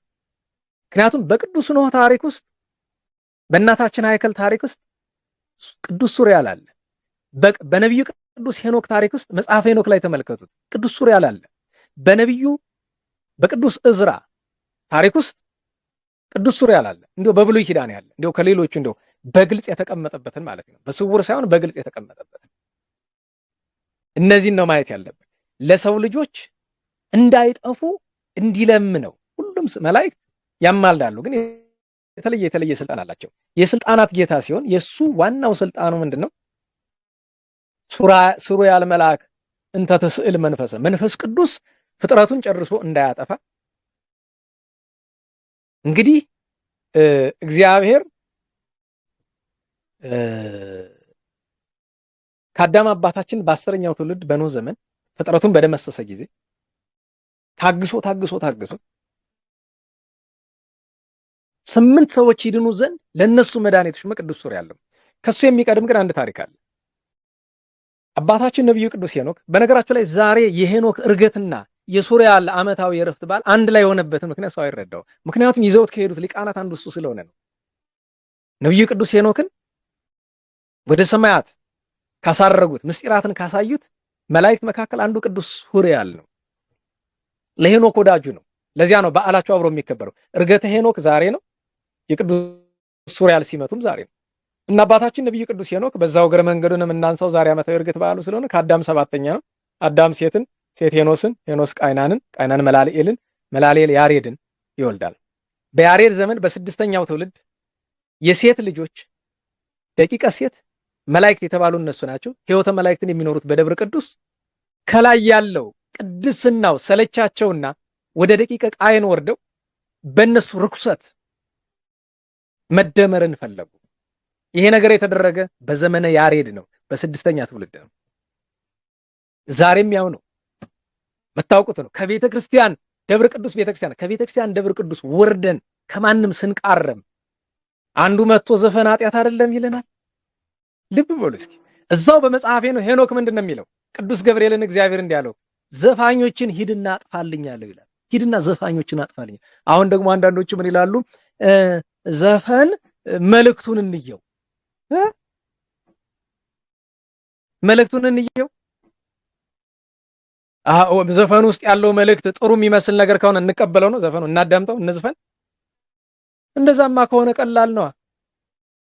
በእምነት የማይመስሉን የአሕዛብ መጽሐፍ ውስጥ መልካም ነገር፣ ለምሳሌ ቁርአን ውስጥ ምጽዋት ስጡ ይላል እና ያንን ሰምተን ምጽዋት እናድርግ። በነገራችሁ ላይ አንድ ሰው ከሃዲ ሰው ያለውን ሰምቶ መልካም የሚሰራ እግዚአብሔር ይቀበላል? ይቀበለዋል ወይ? ይቀበለዋል? እንዲሁ ምጽዋትን ያክል ቸርነት ደግነት የለም። አንድ ሰው ምጽዋት መስጠት ያለበት ወንጌልን ሰምቶ ነው ወይስ የአሕዛብ መጽሐፍ አይቶ ሰምቶ ነው? ከውስጡ መልእክቱ ደህና ከሆነ እና መልእክቱ ደህና ከሆነ እንቀበለው። አሁን ቁርአን ውስጡ ላይ ምጽዋት ስጡ የሚል አንድ ደህና ነገር ስላለው እንቀበለው። የቡዳ እምነት መጽሐፍ ስለ ደግነት ስለሚያስተምር ቡዲዝምን እንቀበለው። እንዴት ያለ ነገር ነው? አንድ ነገር ውስጡ ላይ መልእክቱ ጥሩ ከሆነ ጥሩ ነው፣ ካልሆነ አይደለም ነው። በመጀመሪያ በራሱ ይዘቱ ምንድነው? ሐዋርያት በሲኖዶሳችሁ ያሉትን ለምንድን ነው ማንበብ የማትፈልጉ? እስኪ ዲድስቅልያ አንቀጽ 27 ቁጥር 1 አንብበው። እስኪ ፍትሐ ነገሥት አንቀጽ 11 አንብበው። እስቲ ስለ ዘፈን ምን እንደተባለ ፍትሐ ነገሥትን አትቀበሉ? ለነገሩ በዚህ ዘመን ፍትሐ ነገሥት የማይቀበለው ሰው ቁጥሩ የትየለሌ ሆኗል። ለዛ እኮ ነው ነገሥትን እንደ ሃይማኖት መጽሐፍ እንደ ስርዓት መጽሐፍ የማይቀበል ሰው ከሃዲ ነው፣ ክርስቲያን አይደለም። ነገሥት አንቀጽ 11 ላይ እኮ በግልጽ ተቀምጧል። ዲድስቅልያ አንቀጽ 27 ላይ እኮ በግልጽ ተቀምጧል። መጽሐፈ ሄኖክ ላይ እኮ ምዕራፍ 13 ላይ ተመልከቱ። ሂድና ዘፋኞችን አጥፋልኝ ብሏል። እንዴት ክርስቲያን ቅዱስ ዳዊት ሰብህዎ ለእግዚአብሔር እስመ ሰናይ መዝሙር እግዚአብሔርን አመስግኑ ምስጋና መልካም ነው ብሏል አይደል? እንጀውን ዘፈን ስለ ሀገር ከሆነ ዘፈን ጥሩ ነው። ማን ያለው? ማን? የትኛው መጽሐፍ እስኪ ጥቀስልኝ። ስለ ሀገር የሚዘፈን ዘፈን ጽድቅ ነው የሚል እስኪ አምጣልኝ መጽሐፍ ከነቢያት ወይ ከሐዋርያት ወይ ከቅዱሳን ሊቃውንት እስኪ አምጣልኝ። እንኳን ዘፈን ቅዱሳን ሊቃውንት በመዝሙር ጊዜ የሚደረገውን ከበሮ እስከ መከልከል ደርሰዋል እኮ ወደ ስጋ ፈቃድ ስለሚወስድ ማለት ነው። እና ነብዩ ቅዱስ ሄኖክ በነገራቸው ላይ የሰባት ካት ዋና የሚባሉ ኃጢያቶቻቸው ምንድናቸው? 3 ናቸው አይደል? ዋና የሰባት ካት ኃጢያቶች ምንድናቸው? 3 ናቸው። ብዙ ነው ኃጢያታቸው። አንደኛው ሀልዎተ እግዚአብሔርን መካድ ትልቁ ነገር። ሁለተኛው የሰባት ካት ችግር ዝሙትና ግብረ ሰዶማዊነት። ዝሙት፣ ግብረ ሰዶማዊነት ሁለተኛው። ሶስተኛው ትልቁ በደላቸው ዘፈን አይደለም። የሰባት ካት በደል ዘፈን እኮ ነው። እነስማዚያ ሲወርዱ አይተው የማረካቸው ምንድነው? እየዘፈኑ እየጠነቆሉ እየወደቁ እየታነሱ እየዳነሱ ወንድና ለወንድ ወንድ ለወንድ ሴት ለሴት እየተንጠላጠሉ ራቆታቸው ያን አይተው አይደል? ልዑለ ቃል ኢሳይያስ በትንቢተ ኢሳይያስ ምዕራፍ 13 ቁጥር 21 ላይ ወበየ አጋንንት ይዘፍኑ በዚያም አጋንንት ይዘፍናሉ ብሎ አጋንንት መስዋዕታቸው ዘፈን እንደሆነ አልነገረንም? በዚህ ዘመን ሰዎች ከየትም እየቀር ለዚያ ነው ደቂቀ ሴት ዘሪ በዚህ ዘመን ያለን ኢትዮጵያውያን የኢትዮጵያ ኦርቶዶክስ ተዋሕዶ ቤተክርስቲያን አገልጋዮች እግዚአብሔር ደቂቀ ሴትን ቢያደርገን የደቂቀ ቃይን ነገር እያማረን ከየትም እየቃረመን እያመጣን ቤተክርስቲያኗ ላይ ስንደፋባት እንላለን። ነብዩ ቅዱስ ሄኖክ ከዘፈኑ አልደመርም፣ ከኃጢያቱ አልገኝም፣ ከነውሩ አልገኝም ብሎ ከእህል ተከልክሎ እየጾመ እየጸለየ ስብሐተ እግዚአብሔርን ገንዘብ አድርጎ 6 ዓመት አዝኖ አልቅሶ በ7ኛው ዓመት ጌታ ከሞት ሰወረው። እግዚአብሔር ዘፋኞችን ይበቀላል። እግዚአብሔር ዘፋኞችን ይበቀላቸዋል። አዎ መጽሐፍ ይላል ሂድ ተበቀል አጥፋ ብሎታል። ሂድ ዘፋኝን ተበቀልና አጥፋ ብሎታል መልአኩን ማለት ነው። እና ቅዱስ ሄኖክ እንዲህ ያለ ቅድስና ሲሰራ ረዳቱ የግል እንኳን አይባልም ጸያፍ ነው፣ ግን የቅርብ ረዳቱ የነበረ መልአኩ ቅዱስ ሱሪያል ነው። ኋላም ሲያርግ በክብር ይዘውት ካረጉት መላእክት መካከል አንደኛው ቅዱስ ሱሪያል ስለሆነ እረፍቱ ከክብረ በዓሉ ማለትም ያረገበት ቀን ከክብረ በዓሉ አንድ ላይ ሆኗል ማለት ነው። ስለዚህ ዛሬ ቅዱስ ሱሪያል ሄኖክን እንደረዳም እናስባለን፣ ሄኖክ እንዳረገም እናስባለን። ሌላው ቀጥሎ ዓለም ሊጠፋ ሲል እግዚአብሔር ዓለም እንዳይጠፋ በሚተርፉ ሰዎች ላይ የሾመ ቅዱስ ሱሪያልን። ቅዱስ ሱሪያል ከእግዚአብሔር ተሾሞ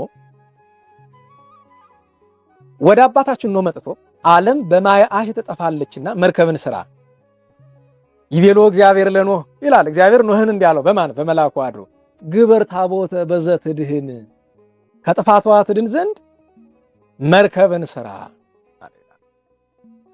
መጥቶ ሲነግረው ቅዱስ ሱሪያል የነገረው ለኖህ ብቻ አይደለም። ለኖህ ነግሮት ኖህ ነግሮ ነበር ለሰው ዓለም ሊጠፋ ነው 120 ዘመን ቀርቶታል። ለብሲ እድሜሁ መይቶ ስራ የሰው ልጅ ዘመን ከዚህ በኋላ 120 ነው ብሎ ተናገረ።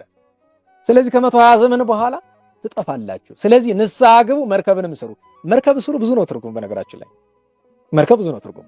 አንደኛው መርከብ ስሩ ማለት እመኑ፣ ንስሐ ግቡ፣ ወደ እግዚአብሔር ተመለሱ ነው። ያቺ መርከብ መዳኛ እንደሆነች ንስሐ መዳኛ መንገድ ስለሆነች ያቺ መርከብ ለእመቤታችን ለድንግል ማርያም ለቤተ ክርስቲያን ለቅዱስ መስቀል ለብዙ ነገር ምሳሌ ናት። ያንን ሲነግር ኖህ ሲነግራቸው አባታችን ኖህ 7 ካት ዘበቱበት። እሱ ግን ሰራ እስከ 92 ዓመት ድረስ ጥበቡን እያስተማረው መርከቧን ቅዱስ ሱሪያል መጥቶ መርከቧን ስትሰራ ቁመቷን ይሄን ያክል አቆልቋያን ይሄን ያክል ወርዷን ይሄን ያክል እያደረክ እያለ እየነገረ 300 ክንድ እንዲህ እያለ እየነገረ እሱ ብቻ አይደለም ከገነት ከደብረ ቅዱስ ሲሰራ ይሄን እንጨት ተጠቀም ይለዋል። ይሄ ቀሊላኑን እነዚህን እንጨት ተጠቀም እያለ እያሳየ ጥበብን እያስተማረ መርከቡን አሰራ። እግዚአብሔር ተቆጥቶ ዓለምን እንዳይጠፋ ሲለምን ቢያንስ መርከቡ ተሰርቶ እስኪያልቅ ድረስ ቅዱስ ሱሪያል ይለምን ነበር። ልክ መርከቡ ተሰርቶ ሲያልቅ ፍጥረትን በሙሉ ከፍጥረት የሚገባውን በሙሉ ኖህ አባታችን አስቡት፣ በዓለም ያለውን ፍጥረት በሙሉ በምን ሰብስቦ አመጣው ብትሉ ቅዱስ ሱሪያል ነው ሰብስቦ ያመጣለት። ከሚበሉት 7 ከማይበሉት 2 በጾታ ወንድና ሴት ወይም ተባትና አንስት አድርጎ ያስገባለት ቅዱስ ሱሪያል ነው። በረቂቅ ስልጣን እግዚአብሔር በሰጠው በረቂቅ ስልጣን። ከዚያ በኋላ ኖህ አባታችን በመርከብ እንግዲህ 40 መዓልት 40 ሌሊት ዘነበ። ከዚያም በኋላ ውሃው እስከ 150 ቀን ድረስ ነበር አይደለም? ማለትም እስከ 5 ወር ድረስ። ያን ጊዜ 8ቱን ሰዎች አባታችን ነው እናታችን ሃይከል፣ ሴምን፣ ካምን፣ ያፌትን የነሱ ሚስቶች እነ ፋርስን የጠበቃቸው ቅዱስ ሱሪያል ነው። ይሄንን ስላደረገ ዛሬ በዓሉ ይከበራል። መጀመሪያ ዛሬ ሲመቱ ነው። ሄኖክን የረዳበትን እናስባለን። አባታችን ኖህን ያዳነበትን እናስባለን። ከዚያ ወርዶ እዝራን ቅዱስ ኡራኤል ጽዋ ልቦናን አጠጣው። ቅዱስ ሱሪያል ምስጢራትን ገለጠለት። ምን ነው ምስጢራትን የገለጠለት? ጽዋው አይደለምን ቢሉ ጽዋውን ተቶ ልቡ ብሩህ ሆነለት። እያመጣ ግን በልቡ የሚመዘግብለት ቅዱስ ሱሪያል ነበረ። ጽዋው ልቡናውን ብሩህ ነው የሚያደርግለት፣ ብሩህ ያደርጋል። እና ቅዱስ ሱሪያል ምስጢር የገለጠለት ነው።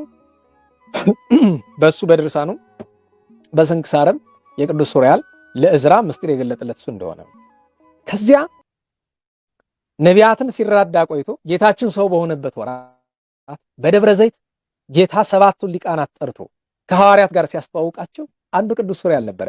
ከ12ቱ ቅዱሳን ሐዋርያት ቅዱስ ሱሪያል ያንዱ ጠባቂ ነው፣ ተራዳኢ ነው። ከዚያም በኋላ በገድለ ሰማዕታት ብዙ ቦታ እናገኘዋለን። በተለይ በገድለ አባ ኤሲ፣ በሌሎችም ቅዱሳን ቅዱስ ዮልያኖስ በጻፈው በገድለ ሰማዕታት ላይ ብዙ ስፍራ ላይ ሰማዕታትን ሲራዳቸው እናያለን። እና ይሄ ቅዱስ ሰው ቅዱስ መልአክ ቅዱስ ሱሪያል ሳፍራ ስራሌው ዛሬ ዓመታዊ የሲመት የተአምራት በዓሉ ነው። እግዚአብሔር በረከቱን ረድኤቱን ያሳድርብን። በወር ሁል ጊዜ ክብሩን እናስብ፣ እናመስግነው፣ እናክብረው፣ አማላጅነቱን ተስፋ እናድርግ። ነብይ ቅዱስ ሄኖክ ዛሬ እርገቱ ነው። ሐዋርያው ቅዱስ ጢሞቴዎስ የቅዱስ ጳውሎስ ደቀ መዝሙር ዛሬ ፍልሰቱ ነው። ሰማዕቱ አባታችን አባ ሰራቢዮን የሀገረ በብኑዲው በብዙ ጭንቅ በብዙ መከራ ከወገኖቹ ጋር ሰማዕትነት የተቀበለ ሀብተ ንብረትን የናቀ ዓመታዊ በዓል ነው። የመጨረሻ ዛሬ ያው ሰዓት ስለሌለን ነው እንግዲህ ስም እየጠቀስኩ ማለሁ። ዛሬ አባ ቢፋሞን ዓመታዊ በዓሉ ነው። ታላቁ አባ ቢፋሞን የአባ ቢፋሞንን ነገር ተአምረ ማርያም ላይ እመቤታችን የቅድስት ድንግል ማርያም ተአምር ላይ የቅዱስ አባታችን የአባ ቢፋሞን ታሪክ አለ። ገድሉ የታወቀ ነው። በስንክሳርም በገድለ ሰማዕታትም በዘመነ ዲዮቅልጥያኖስ መከራን ከተቀበሉት ቅዱሳን ሰማዕታት መካከል በጣም የተለየ በገዳማዊ ሕይወቱ በገዳማዊ ቅድስናው የተመሰከረለት፣ ከዚያ እንደገና ደግሞ በዘመነ ሰማዕት በጣም ብዙ ግፍ የተቀበለ። አሁን ስንክሳሩ እኮ በቂ ነው። እንዴው በጣም የሚያስገርመው ገናናነቱን የምታውቁት የአባ ቢፋሞንን ስንክሳር ላይ ራሱ እንዴት እንደተጻፈ ተመልከቱት። የአባ ቢፋሞን እና ከቅዱስ አባታችን አባ ቢፋሞን ሕይወት ውስጥ እንግዲህ ድንግልናው አለ፣ በክህነት ያለው አገልግሎት አለ፣ ገዳማዊ ንጽህናው አለ። ከነዚህ ሁሉ ነገር በኋላ ጌታችን ለሰማዕትነት ሲጠራው ከመጥራቱ በፊት በተደጋጋሚ ተገልጦለታል። የመጀመሪያ ጊዜ ጌታችን ኢየሱስ ክርስቶስ እንዴት እንደተገለጠለት ይኸውላችሁ። የእመቤታችን ተአምር እንግዲህ የእመቤታችን ተአምረ ማርያም 3 አይነት ነው፣ በመጠን ማለት ነው። 64 አለ። 64 የእመቤታችን ተአምር በእድሜዋ ልክ የያዘ ይሄ 64 ነው። 64 የያዘ ነው ይሄኛው። ሁለተኛው ደግሞ 117 የያዘ አለ። ሶስተኛው 420 አካባቢ አለ። በጣም ትልቁ ተአምረ ማርያም የሚባለው 420 ነው። ከዚያም በላይ አለ፣ ግን ያው በህትመት ያለ ማለት ነው። 365ም አለ መሰለኛው። 4 አይነት ደግሞ አይቻለሁ 365 በአመቱ ልክ በእያንዳንዱ ቀን አንዳንድ ተአምረ ማርያም እንዲነበብ እየተዘጋጀም አለ። 420ም አለ 17 ማለት ይሄ 64 ነው። ከ64ቱ ተአምር ውስጥ 28ኛው ተአምር ነው ይሄ ስለ ቅዱስ አባ ቢፋሞን በእንተ አሃዱ ብእሲ ዘስሙ ፒፋሞን ይላል። ፒ እንግዲህ በቋንቋ ለውጥ ቢና ፒ ይለዋወጣሉ። ቢፋሞን ፒፋሞን እና ላንብብላችሁ እና በዚሁ እንጨርሳለን። የእመቤታችን ተአምር ማለት ነው። እና በእርግጥ የእመቤታችንን ተአምር እንዲያው እንደዚህ ተቀምጬ ማንበብ የለብኝም። እንደው እመቤታችንን ምህረት እለምናለሁ። ቸሩ መድኃኔዓለም ልጇንም በእውነቱ እንደው ታሪኩን ለማንበብ ለማስተማር ያክል ነው እንጂ በእውነቱ ተአምሯን ቅዱስ ወንጌል ከቅዱስ ወንጌል ቀጥሎ ተአምረ ማርያም ተቆሞ ታጥቆ ነው የሚነበብ ለክቡር እንደሚመጥን። ለዚያ ነው እኮ መጽሐፍ አይደል ቆማችሁ አድምጡ ነው የሚለው። ቆማችሁ እኔም ተቀምጬ ይሄንን ማድረግ ያው ብድግ ብል አይታያችሁም ብዬ ነው። ይሄ ካሜራው ይዘጋል እና እንዲህ ይላል። ወሃሎ አሃዱ ብእሲ ዘስሙ ፒፋሞን በሀገረ አውሲም ክቡረ ዘመድ በዘመድ የከበረ ከሀገሩ ታላላቆች አንዱ የሆነ ፒፋሞን የሚባል ሰው በሀገረ አውሲም ነበር። አውሲም ማለት የታላቋ የምስር ግዛት አንድ አካል ነው። አውሲም የምስር ግዛት ነው። ምናልባት ምስርን አሁን ካይሮ እንላት ይሆናል፣ ግን የጥንቷ ምስር አሁን ካይሮ ከምትባለው ሰፋ ያለች ናት። የሷ አውራጃ ነው የነበረ። ወአቡሁ መኮንን በሀገረ አውሲም አባቱ አንስጣሴዎስ ታምረ ማርያም ላይ የአባቱን ስም አይጠቅሰውም፣ ግን ምን ይላል? አገረ ገዥ ነበር ይላል። ወፒፋሞንሂ ሃይወ እምንእሱ በድንግልና ወንጽህ ከሕፃንነቱ ጀምሮ ድንግልና ንጽህናን ገንዘብ አድርጎ የዳዊትን መዝሙር እየደገም የዳዊትን መዝሙር ሲደግም አጋንንትን ያሳድዳቸው ነበር አለ ከሰው መጽሐፍ ላይ ይላል። ወፈጸመ ገድሎ በከዊነ ስም በመጨረሻውም ሰማዕትነትን ተቀበለ። ወኮነ እምቅድመ ይትኮነን መከራን ከመቀበሉ በፊት እስመ ያሰምሩ ለእግዚአብሔር በብዙ ገድል በጾም በጸሎት በትሩፋት በድንግልና በንጽህና እግዚአብሔርን ደስ የሚያሰኝ ነበረ። ወሐተ ዕለተ ከዊኖ ሌሊተ አንድ ጊዜም ሌሊት ሳለ በመንፈቀ ሌሊት ቀዊሞ እንዘ ይጸልይ ቆሞ ሲጸልይ ተከስተሎቱ እግዚእነ ወመድኃኒነ ኢየሱስ ክርስቶስ ሎቱ ስብሐት ወአኮቴት ክብር ምስጋና የክብር ክብር ለእርሱ ይሁንና ጌታችን መድኃኒታችን ኢየሱስ ክርስቶስ ተገለጸለት። ምስለ እሙ ድንግል ወንጽሕት ንጽሕት ድንግል ከሆነች ከእናት ጋር ወምስለ ሚካኤል ወገብርኤል ከሚካኤልና ከገብርኤል ጋር ወወአሃቤሁ ወደ እርሱ ዘንድ ጌታ ገባ በግርማ። ወሶበ ቦአ ሀቤሁ እግዚእነ ወመድኃኒነ ኢየሱስ ክርስቶስ ጌታችን ኢየሱስ ክርስቶስ ወደ አባ ቢፋሞን በዓት በገባ ጊዜ ጸደለ ብርሃኑ ላይ ለቀጠኒሁ ጸሎት መጽሐፍ ከሚያስቀምጥበት ከአትሮንሱ ከሳጥኑ ከጠረጴዛው ላይ ብርሃኑ ቦግ ሲል አባ ቢፋሞን ተመለከተ። ወሶበ ነጸሮ ቢፋሞን ለግዚእነ አባ ቢፋሞን ጌታችን ባየው ጊዜ ቀዊሞ ላይ ለቀጠኒሁ በጠረጴዛው ላይ ወይም በሳጥኑ ላይ እያበራ ቆሞ ባየው ጊዜ ምስለ መላእክቱ እግዝእትነ ማርያም እሙ ድንግል ከሆነች ከናቱ ከመቤታችን ጋር ከሚካኤልና ከገብርኤል ከመላእክት ጋር ባየው ጊዜ ወያውድዎ እሙንቱ ብዙሃን መላእክት የሰማይ ሰራዊት መላእክት በሙሉ ከበውት ከዚያች በዓቱ ገብቶ ጌታን ባየው ጊዜ ፈርሃ ጥቀ ፈጽሞ ፈራ፣ ወደንገጸ ደነገጠ፣ ወድቀ ዲበ ምድር ወደ ምድርም ድፍት አለ ደንግጦ ጌታን ሲመለከት። ወኮነ ከመምውትም ግርባ ስማቲው ከጌታችን ከአምላክነቱ ግርማ የተነሳ እንደሞተ ሰው ሆነ። ወውተ ጊዜ አዘዞ እግዚእነ ለቅዱስ ሚካኤል ያን ጊዜ ጌታችን ቅዱስ ሚካኤልን አዘዘው እንዲህ ሲል ከመያንስኦ ወያይትት ፍርሃተ ምኔው አንሳውና ከወደቀበት አባ ቢፋሞንን አንሳውና ፍርሃቱን አርቅለት አለው። ወካይበ እንግዲህ እንዲህ ሲለው ቅዱስ ሚካኤል ሄደና አባ ቢፋሞንን አነሳው ከወደቀበት ፍርሃቱን አራቀለት። ወካይበ ይቤሎ እግዚእነ ጌታችን ዳግመኛ ለአባ ቢፋሞን እንዲህ አለው፣ ሰላም ለከ እንዴት አለ ቸራለህ ደህና ነህ እንዴት ነህ ብሎ አለው። ኦ ቡሩክ ሕፃን አንተ የተባረክ ሕፃን አለው አባ ቢፋሞን። ሕፃን የሚለው ለምንድን ነው? እንዲህ ብሎ ሲናገሩ አባ ቢፋሞን ወጣት ነው፣ ግን ሕፃን አለው። ፍጥረት ሁሉ ለጌታ ሕፃን ነው። አንድም ከልጅነቱ ጀምሮ ያለውን ሲነገር ነው። ኦ ቡሩክ ሕፃን ዘእምርሱ ረሰየ ርሶ እንግዳ ራሱን ከሕፃንነቱ ጀምሮ እንደ እንግዳ ይችን ዓለም የእንግድነት ዓለም ይናት ራስን እንደ እንግዳ ቅዱሳን እንደ እንግዳ ነው እዚህ ዓለም የሚኖሩ። እኛ ተደላደልን ተቀማጥልን እንደምንኖር ለዚያ ነው 100% ለዓለም ሁለንተናችን ሰጥተን የምንኖር 100% ሁለንተናችን ሰጠን። ለዚያ ነው በዓላና ከብር ግዝት በዓላቶችን እየሻርን በዓላት በዙ ይላል። ኧረ ተው ግድ የለህም እንደው ግማሽ ለነፍስ ግማሽ ለስጋ እንኳን ቢባል ከሰባቱ ቀናት 3 ቀን ተኩል በአምልኮ ብቻ ነው ማሳለፍ ያለብን። ለነፍስ እንኳን እኩል 7ቱን ቀን 30ውን ቀን ብናካፍለው 15 ቀን የስጋ ስራ መስራት አልነበረብንም። ጌታ ግን ቸር ነውና 5ቱን ቀን እንድንሰራ 2ቱን ቀን እንድናከብር ነው ባህሪያት አድሮ የነገረን። ቅዳሜና እሑድን እንድናከብር ነው። ዛሬ ግን ቅዳሜን እንደ ልቡ ሰው ሲሽራት ይውላል። በፍርድ ቀን መከራ ይመጣል። ተፈሳ ኦ ወልድ የቡሩክ የተባረክ ልጄ ቢፋሞን ደስ ይበል ይሏል። ጌታ እኮ ነው እንደሚያናግረው መድኃኒታችን ኢየሱስ ክርስቶስ። ተፈሳ ኦ ወልድ ልጄ ሆይ ደስ ይበልህ፣ ጸዋርያ አክሊል ክቡር፣ በድንግልና በንጽህና በገድል በሰማዕትነት የሚገኘውን ክብር የተሸከምክ የያዝክንህና ደስ ይበልህ። ተፈሳ ኦ ቡሩክ ወክቡር፣ የተባረክ ያከበርኩ ቁልኤ ይለዋል ባለሟሌ ቢፋሞን፣ ደስ ይበልህ ውስተ መንግስተ ሰማያት። ቁሌ ውስተ መንግስተ ሰማያት ይሉን አንድ ላይ ማናበብ ነው። በመንግስተ ሰማያት ባለሟሌ አደርግሃለሁና ደስ ይበልህ። አይምር ኦ ወልድየ ቢፋሞን ጥዩቀ፣ ልጄ ቢፋሞን ይህንን ነገር ተረዳ። ከመአነ ወልደ እግዚአብሔር ሕያው፣ እኔም ማናግር ሕያው እግዚአብሔር ልጅ ነኝ።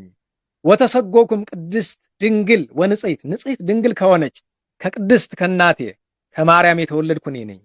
ወነበርኩ ውስተ ከርሳ ተሳታ ወርሃ፣ በማኅፀኗ 9 ወር ወ5 ዕለተ ከ5 ቀን የኖርኩ እኔ ነኝ። ወለደተኒ፣ የወለደችኝ ወላጄ እሷ ናት። አነ ውእቱ ዘአርአይክዎሙ ኮከበ ለሰብአ ሰገል፣ ለሰብአ ሰገል ኮከብን ያሳየኋቸው እኔ ነኝ። በምስራቅ ይኸውም በምስራቅ ነው። ወመፁ ወሰገዱ ሊተ፣ መጥተው የሰገዱልኝ እንደ አምላክነቴ እኔ ነኝ። አነ ውእቱ ዘአደርኩ በውስተ ምድረ ግብፅ ዘምስለ እሜ ድንግል፣ ከድንግል እናቴ ጋር በግብፅ ምድር በስደት ጊዜ መጥቼ ያደርኩ እኔ ነኝ። በእንተ ፍርሃታ፣ እናቴ ፈርታ ነበርና፣ ሶባ ሰሰኒ ሄሮድስ ሊገለኝ ሲፈልግ፣ ተግህስኩ ወሐደርኩ ውስተ ዛቲ ሀገር ቡርክት አውሲም፣ በዚች በተባረገች የምስር አውራጃ በምትሆን በአውሲም በስደት መጥቼ እያለ አድሬያለሁና ሀገሪቱ የተባረከች ናት።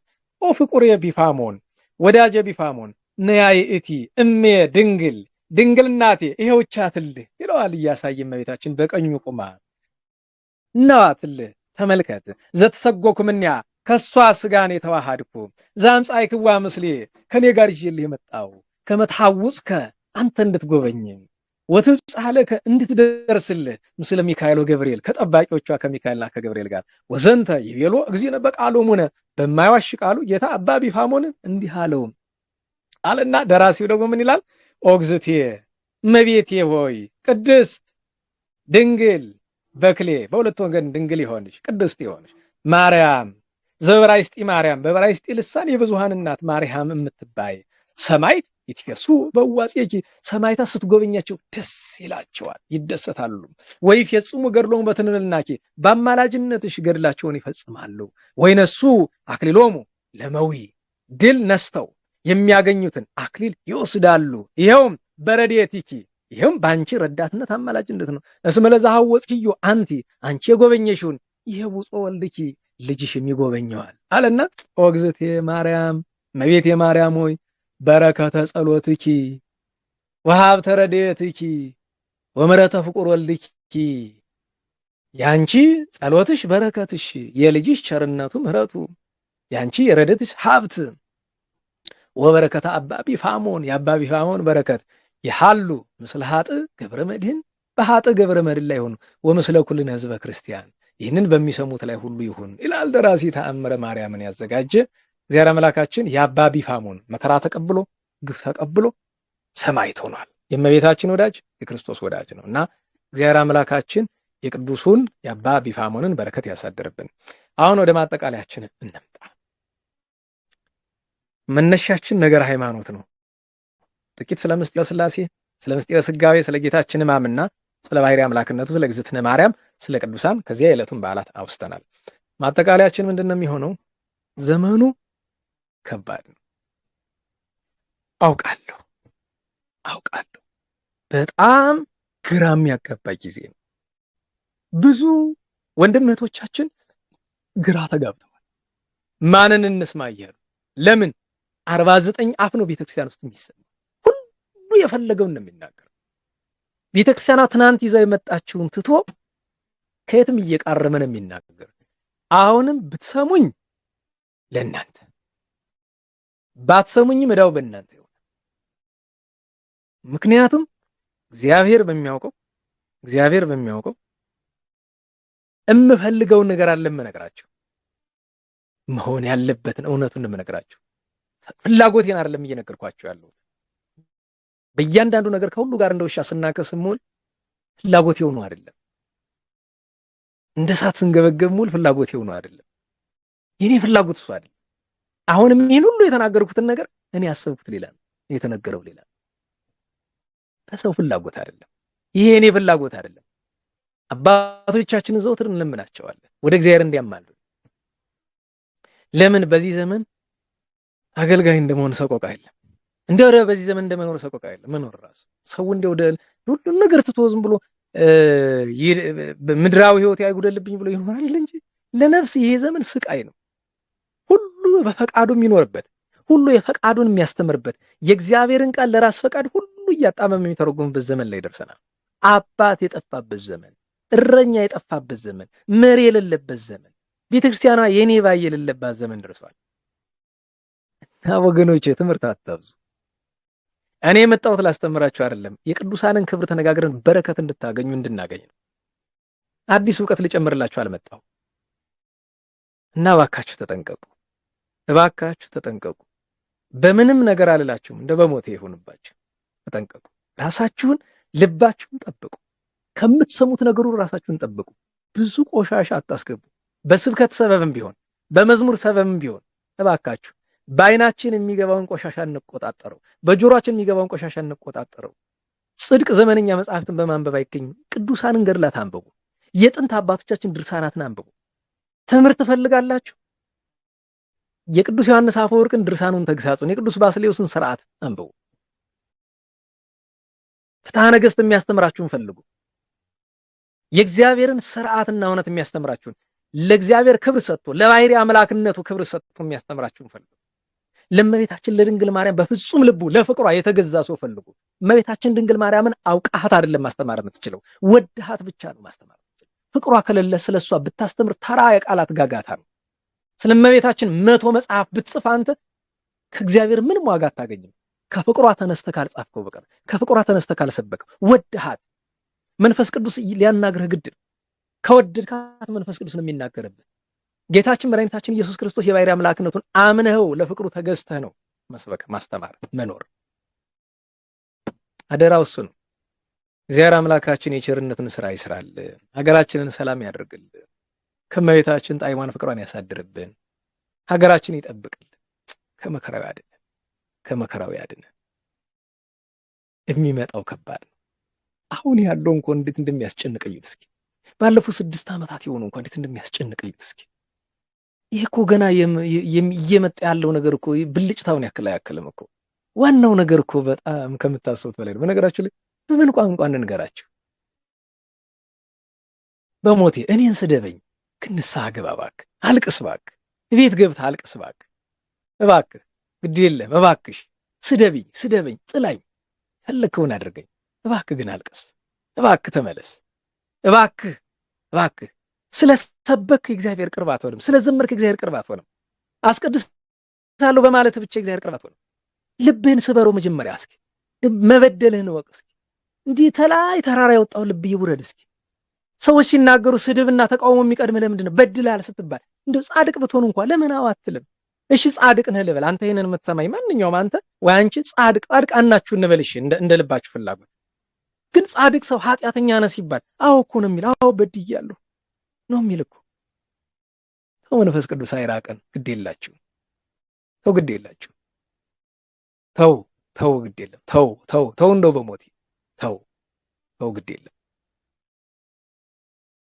በ1880 ዓመተ ምህረት የዛሬ 137 ዓመት አንድ ቅዱስ ባህታዊ ተመክሮ ያልሰማ ያለውን የጎንደርን ሰው እንዲህ አሉት ይባላል። ማጠቃለያችን ናት። የአሁኑ ተግሳጽ ግን ለጎንደር ብቻ አይደለም፣ ለመላ ኢትዮጵያውያን፣ ለመላ ኦርቶዶክሳውያን ብሎ አልሰማቸው ቢሉ እኛ ቅዱስ ባህታዊ መጥቶ ምን አለው? ጎንደር መጣልህ ባንጃ መግቢያህን እንጃ። ወገኔ መጣልህ ባንጃ መግቢያህን እንጃ።